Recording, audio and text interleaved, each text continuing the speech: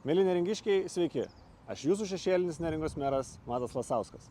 Praėjo visai šiltas ir saulėtas kovo mėnuo, todėl tą progą pristatau svarbiausius mėnesio įvykius ir naujienas. Preiloje yra uostelis, kuris šiuo metu daro gėdą ne tik visai Preilai, bet ir visai Neringai.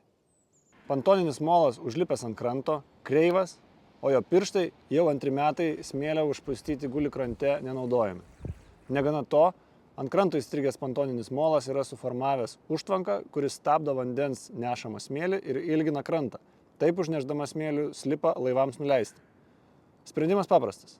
Pantoninę prieplauką reikia pastumti giliau į vandenį, pastatyti papildomą tiltelio segmentą, nušienauti smilgas, o visą kitą darbą atliktų Kuršių marių vanduo.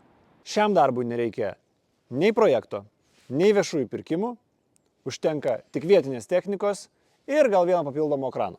Ir žinoma, labiausiai reikia geranoriško požiūrio šiai problemai spręsti. Jau kalbuosi su Neringos savivaldybės ir paslaugos Neringai administracija ir labai tikiuosi, jog rezultatą pavyks pasiekti jau iki šios vasaros. Sporto aikštelės Juodkrantės žaliajam kely.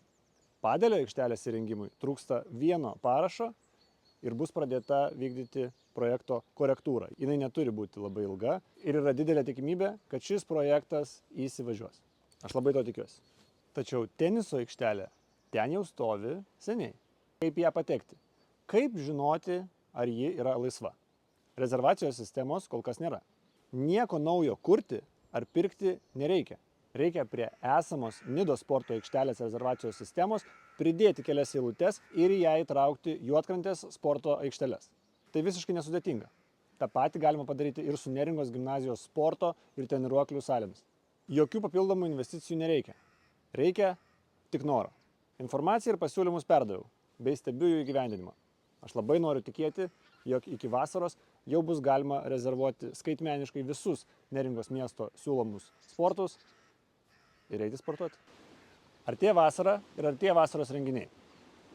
Ana Festival ir Viena naktis Neringoje organizatoriai jau pateikė prašymus dėl leidimo išdavimo. Įgyvendinti derinančių institucijų sąlygas laiko apstu. Ir tokie argumentai, kaip 99 žmonės renginyje, šiemet toleruojami nebebus.